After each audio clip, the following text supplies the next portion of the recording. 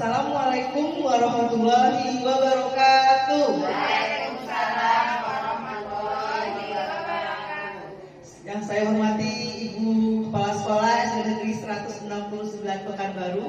Yang saya hormati Bunda-bunda hebat SD Negeri 169 Pekanbaru.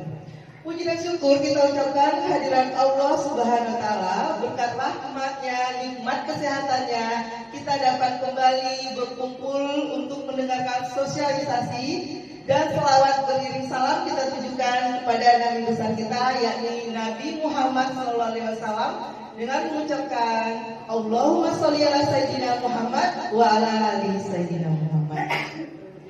Pertama-tama saya mengucapkan terima kasih kepada Ibunda Kepala Sekolah dan Ibu-ibu Majelis Guru yang telah menyediakan waktunya untuk mendengarkan salah satu pembelajaran yang kami terima selama pendidikan di calon guru penggerak ini, yaitu tentang budaya positif.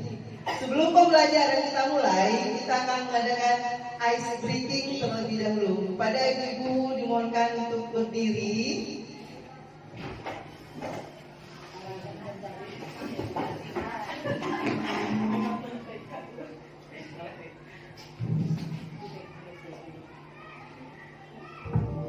Oke ibu, bisa diperhatikan videonya.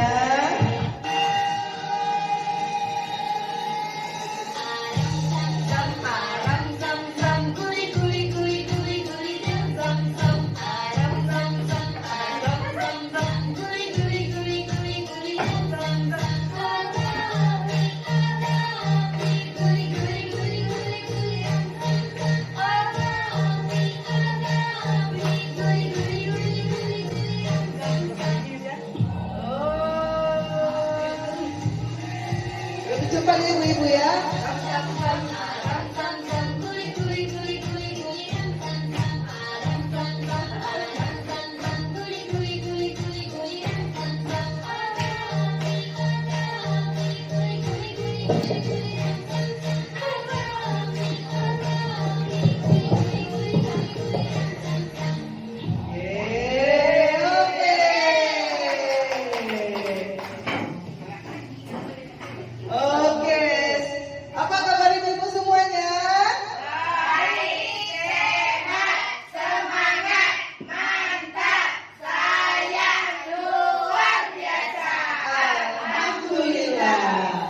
Baiklah, kita masuk ke pembelajaran kita. Budaya positif ya. Ini salah satu pembelajaran kami pada modul 1.4. Oke, Bunda Yus.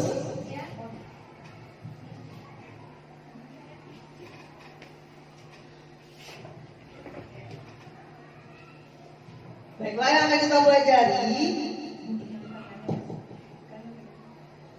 konsep-konsep utama dalam modul budaya positif. Yang pertama, tentang perubahan paradigma belajar. Yang kedua, disiplin positif.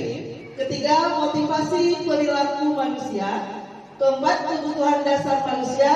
Kelima, posisi kontrol. Keenam, keyakinan kelas. Kelima, segitiga restitusi. Ketujuh, segitiga restitusi. Inilah pembelajaran sosialisasi kita akan kita laksanakan beberapa menit kemudian ya. Selanjutnya,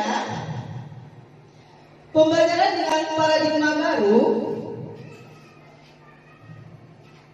Pembelajaran berdiferensiasi, yaitu pembelajaran yang sesuai dengan kebutuhan dasar, kebutuhan dari setiap tahapan perkembangan anak untuk mewujudkan profil belajar Pancasila. Profil Pancasila itu sendiri kita kenal dengan yang pertama, yaitu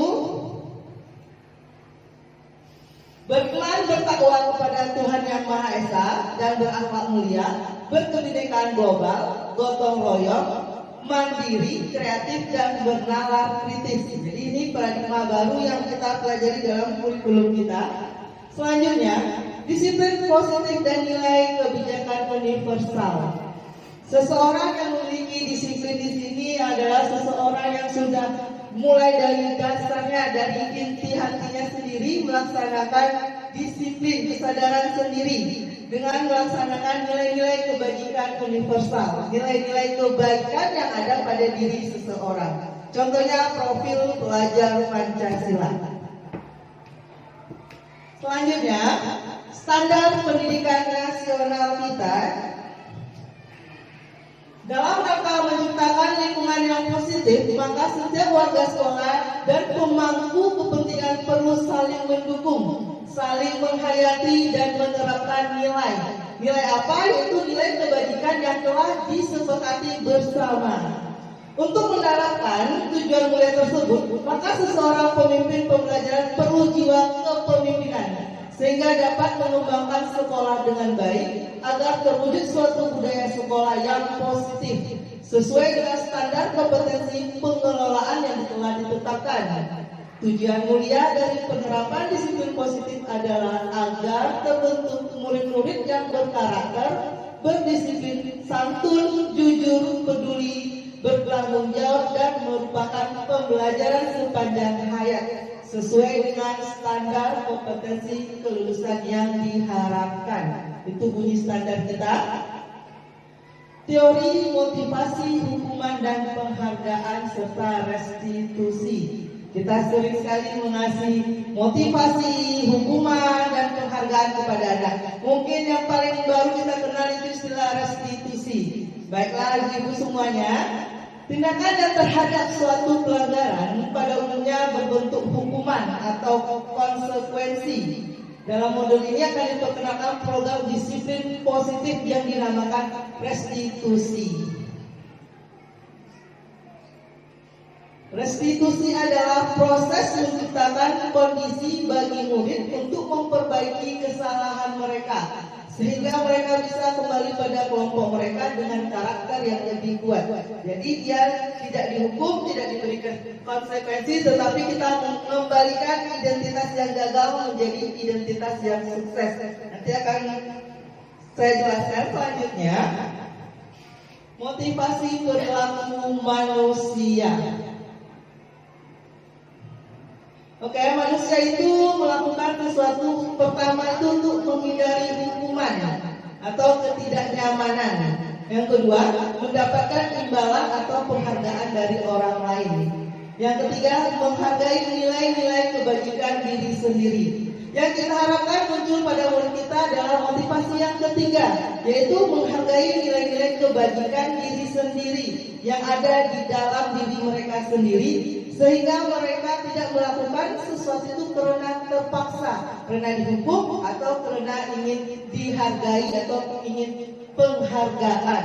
Kalau seseorang yang diberi penghargaan, biasanya murid itu melakukan sesuatu itu karena dapat penghargaan. Kalau tidak dapat penghargaan lagi, dia tidak mau mengerjakannya. Jadi kita berusaha membuat motivasi yang ketiga. Selanjutnya, keyakinan kelas.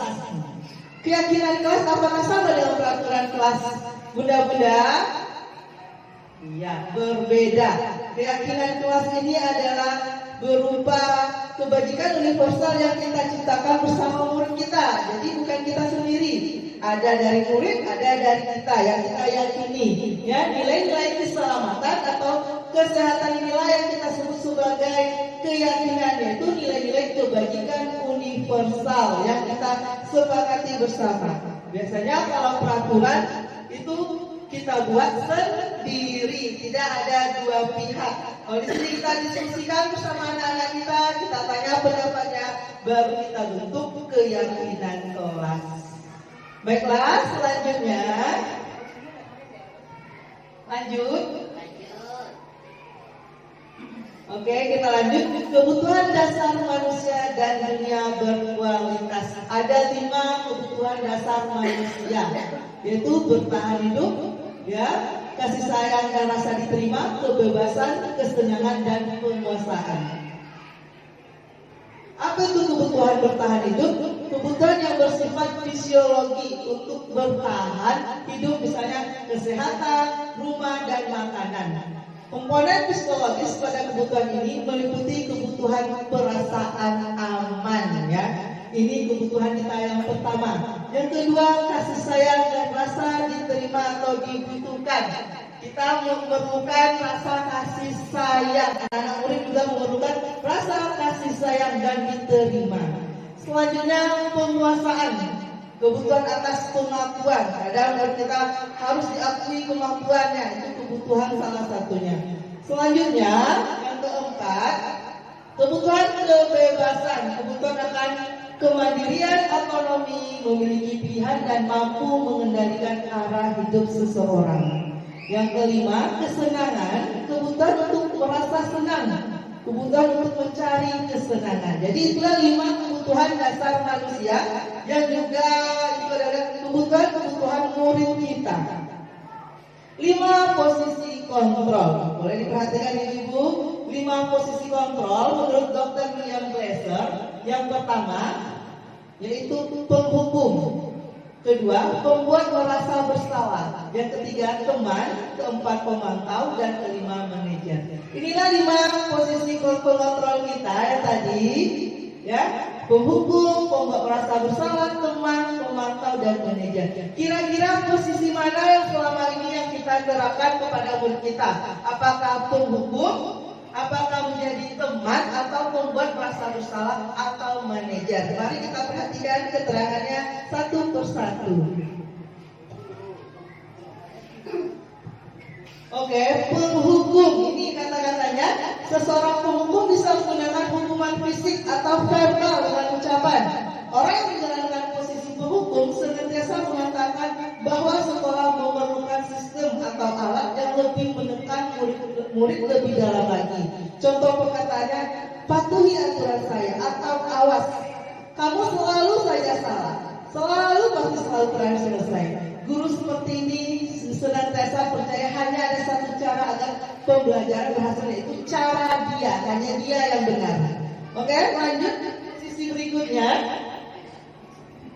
Pembuat merasa bersalah. Kalau posisi ini guru itu lembut, ya, lembut berkatanya, tapi dia membuat anak itu merasa bersalah dengan kata-kata, ibu sangat kecewa sekali dengan kamu, nak. Berapa kali bapak harus beritahu kamu, nak? Gimana coba kalau orang tua kamu tahu kamu berbuat begini?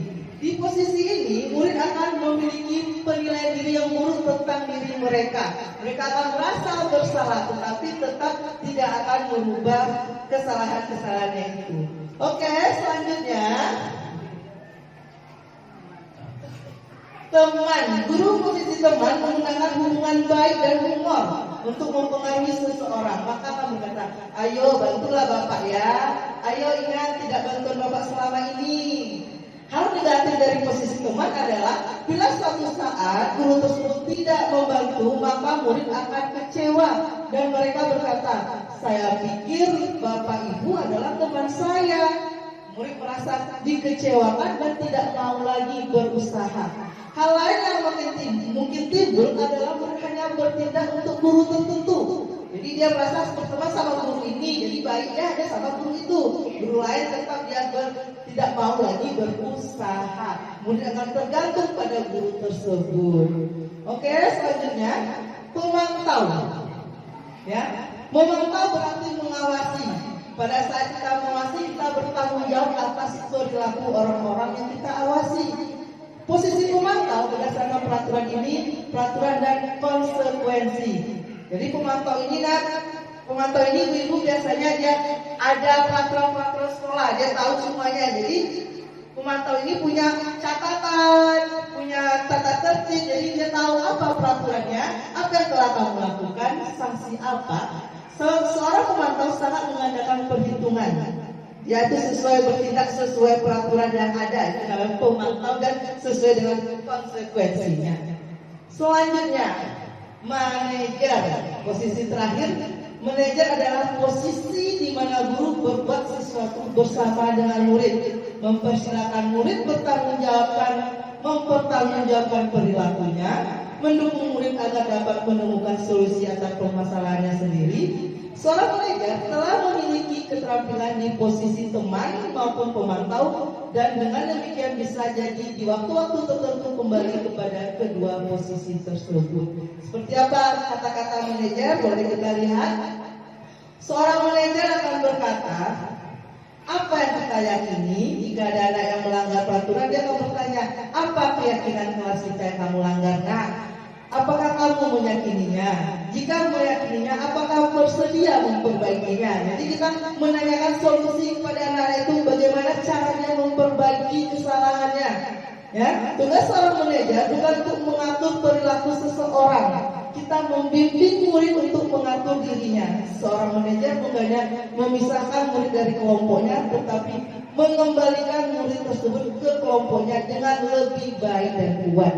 Oke, Bapak Ibu semuanya, setelah mendengarkan ini, mungkin beberapa posisi ini pernah kita lakukan, hanya saja belum konsisten di mana. Kadang-kadang kita jadi pemukul, kadang kita jadi teman, dan kita juga pernah menjadi manajer. Kita belum konsisten saja di mana posisi kita.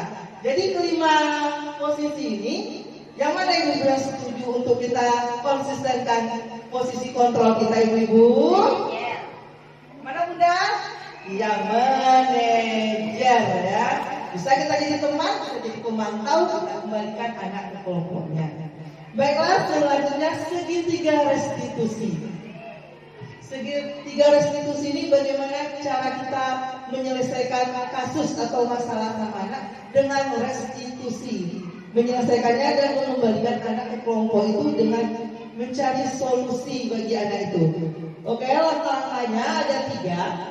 Menstabilkan identitas, validasi tindakan yang salah, dan menanyakan keyakinan kelas. Oke, selanjutnya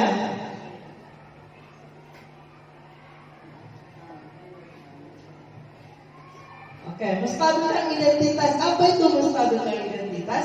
Bertujuan untuk mengubah identitas anak yang gagal karena melakukan kesalahan menjadi orang sukses. Ya, contoh responnya, berbuat salah tidak apa-apa. Saya juga pernah berbuat salah seperti itu. Saya ingin mencari solusi, bukan siapa yang salah. Berarti kita menstabilkan identitas anak itu dulu. Dengan berbuat salah itu biasa. Kita juga pernah berbuat salah itu. Oke, selanjutnya setelah kita menstabilkan identitas anak, kita validasi tindakan yang salah.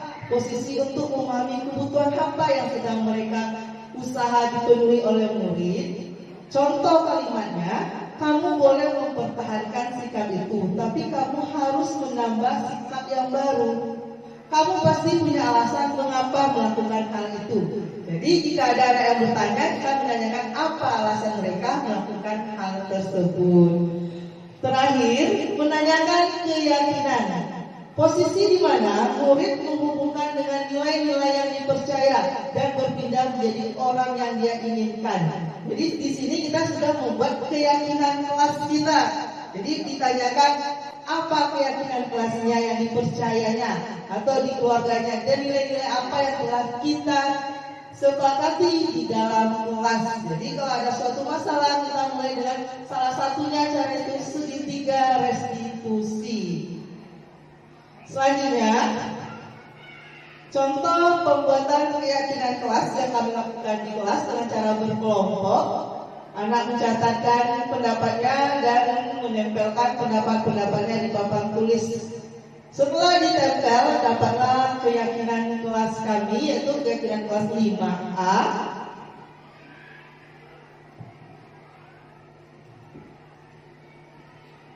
Yaitu salah satu keyakinan kelasnya, mengikuti pembelajaran dengan gembira, semangat dan tertib, saling menghargai dan menjaga kebersihan. Itu salah satu keyakinan kelas kami.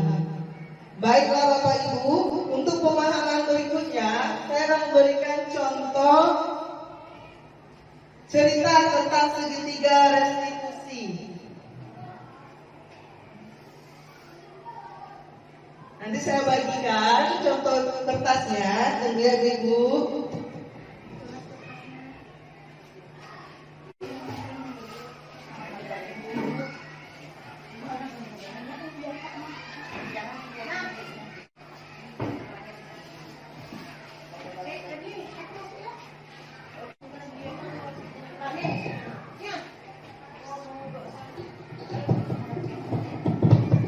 Baiklah Ibu-ibu, coba dilihat ceritanya.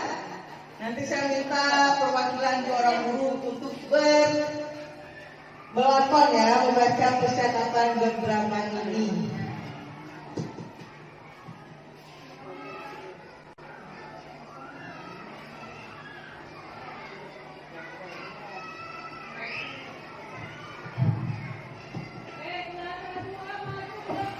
Sudah dibaca ibu-ibu? Oke, saya minta Bunda Ius sama Bunda Susita coba membaca drama. Yang satu jadi Pak Joko, yang satu lagi jadi Mario dan Andi. Ya, Mario dan Andi itu serentak aja kayaknya.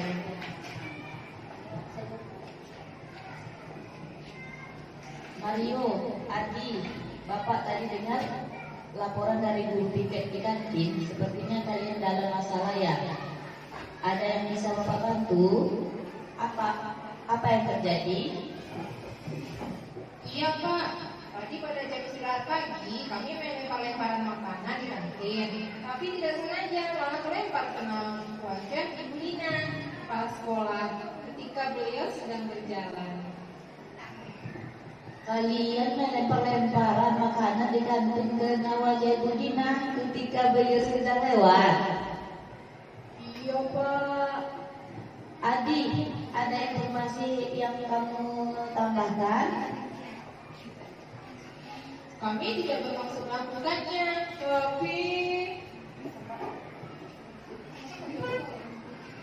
Tapi kami tidak sengaja.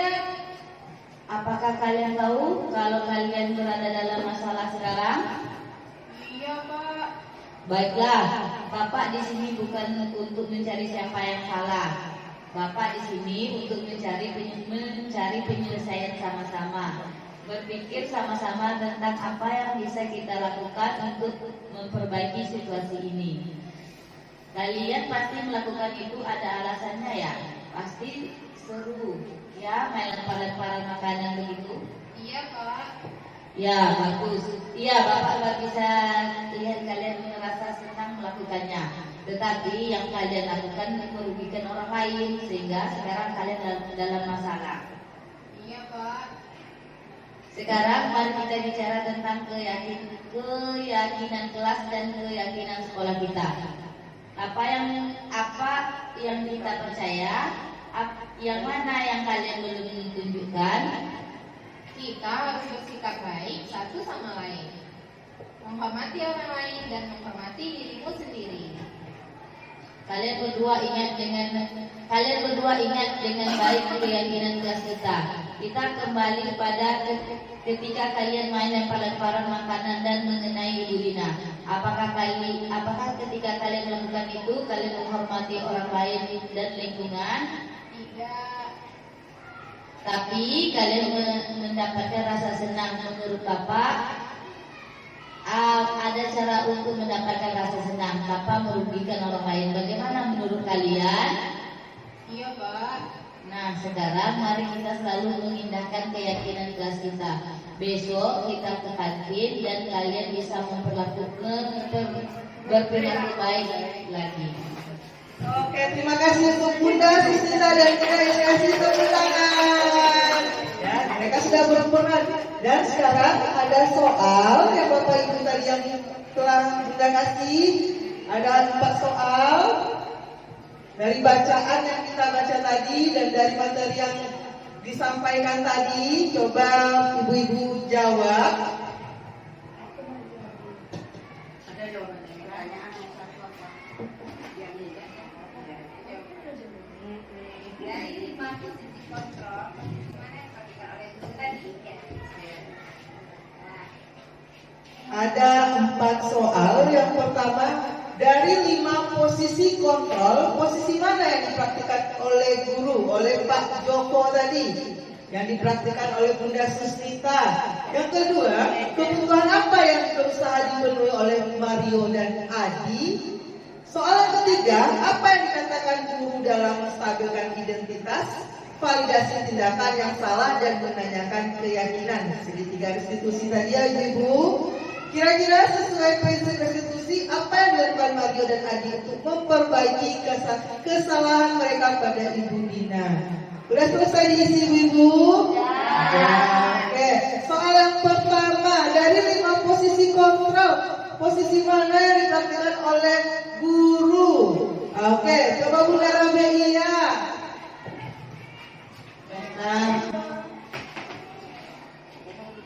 Yaitu pada posisi kelima, itu manajer. Pak Joko berbicara dengan nada yang tulus, tidak meninggikan suara bahasa tubuh yang tidak kaku dan menunjukkan ke murid. Pak Joko mengembalikan tanggung jawab ke murid untuk mencari jalan keluar, untuk menyelesaikan masalah dengan bimbingannya.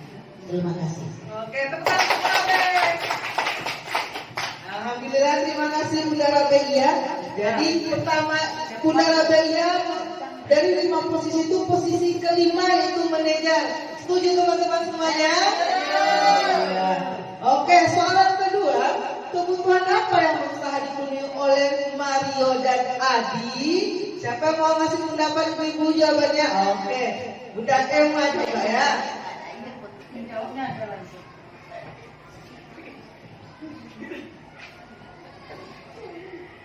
Baca pertanyaan. Iya. Kebutuhan apa yang berusaha dipenuhi Oleh Mario dan Adi, jawabannya adalah nomor 2, kebutuhan kesenangan, mereka bercanda atau bermain dengan melemparkan makan. Oke. Tepuk tangan dulu ya, Bunda. Jadi kebutuhan kesenangan. Ada pendapat yang berbeda dengan Bunda Emma? Pas? Oke. Lanjut soal yang ketiga.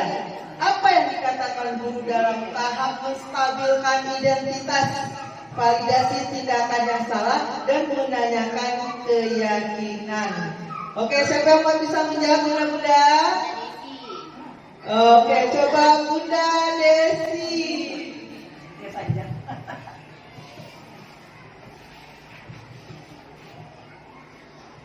Nomor 3 Bunda Desi, tahap stabilitas. baiklah, saya akan mencoba menjawab pertanyaan nomor 3. Apa yang dikatakan guru dalam tahap menstabilkan identitas, validasi tindakan yang salah dan menanyakan keyakinan Nomor 3.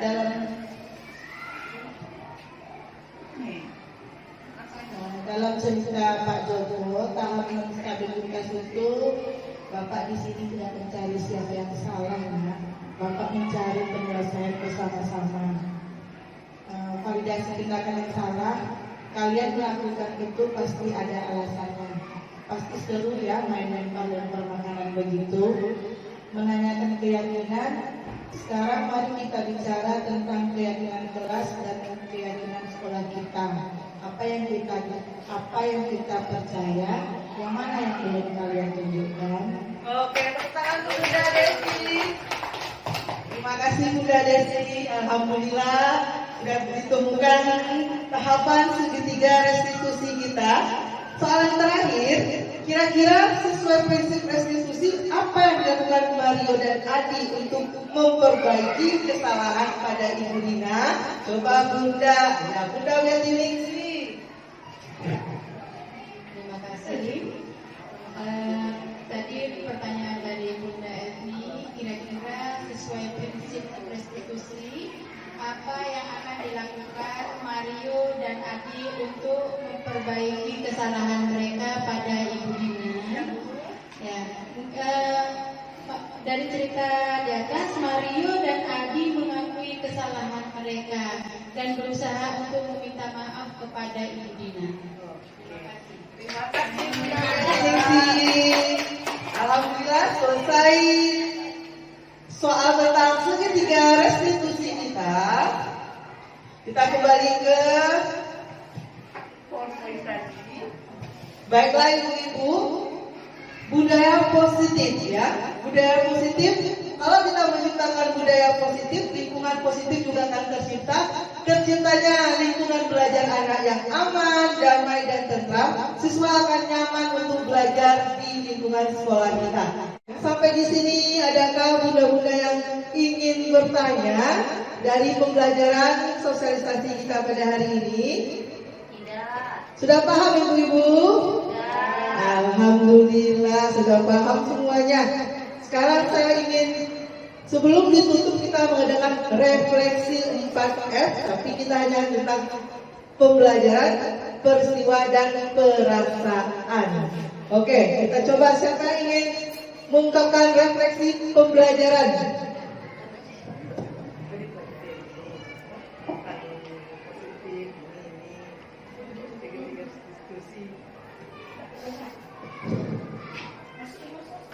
Ayo bunda-bunda refleksi bagaimana perasaannya belajar atau mendengarkan sosialisasi pada hari ini.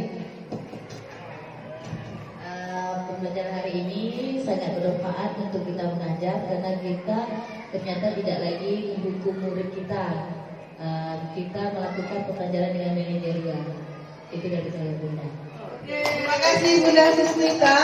Oke, coba Bunda Ramelia, bagaimana perasaannya belajar pada hari ini?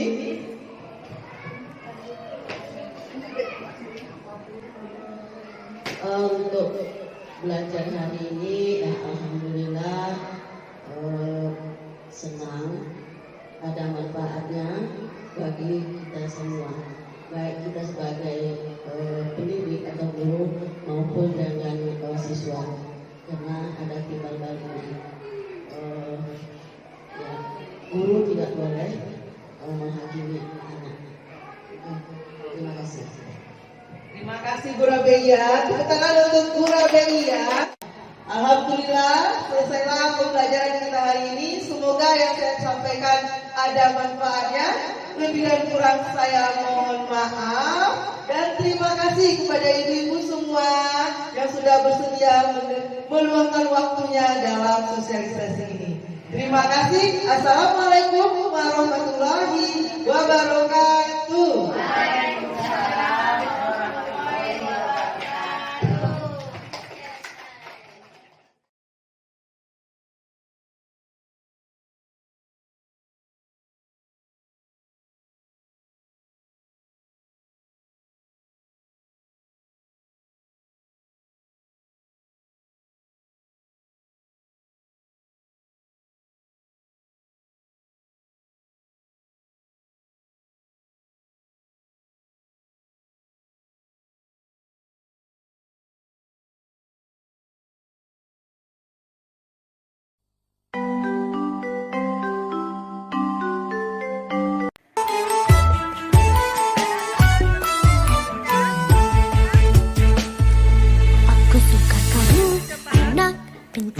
Aku juga suka kamu cantik. Aku suka dia main bola. Aku suka kamu main musik. Semuanya jadi istimewa, membuat hatiku bahagia.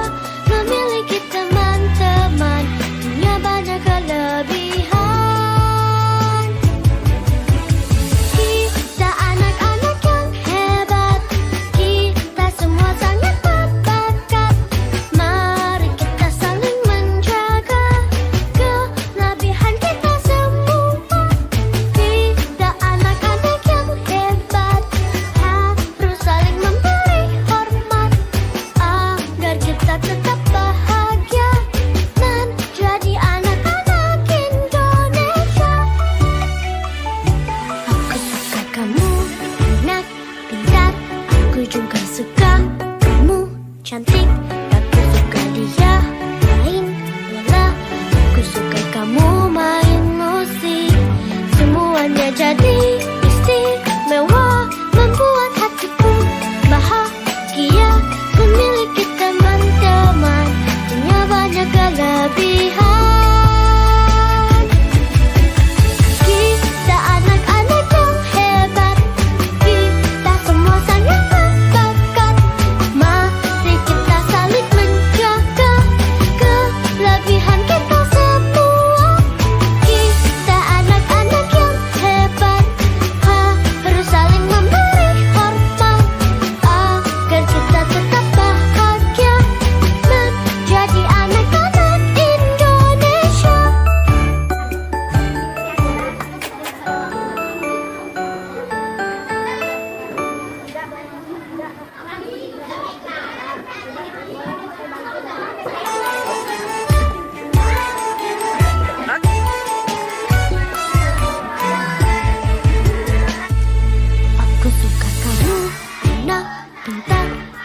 juga suka kamu cantik. Aku suka dia main bola. Aku suka kamu main musik. Semuanya jadi istimewa, membuat hatiku bahagia. Memiliki teman-teman punya banyak kelebihan. Kita anak-anak yang hebat, kita semua sangat berbakat. Mari kita saling menjaga kelebihan kita semua. Kita anak-anak yang hebat, harus saling memberi hormat agar kita tetap bahagia menjadi anak-anak Indonesia. Aku suka kamu anak pintar, aku juga suka kamu cantik. Aku suka dia main bola, aku suka kamu main musik. Semuanya jadi istimewa, membuat hatiku bahagia. Memiliki teman-teman punya banyak kelebihan. Kita anak-anak yang hebat, kita semua sangat berbakat. Mari kita saling menjaga kelebihan kita semua. Kita anak-anak yang hebat, harus saling memberi hormat agar kita tetap bahagia menjadi anak-anak Indonesia.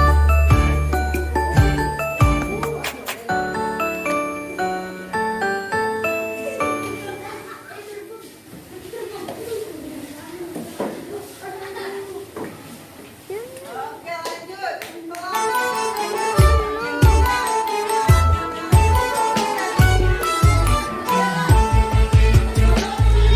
Aku suka kamu anak pintar, aku juga suka kamu cantik. Aku suka dia main bola, aku suka kamu main musik.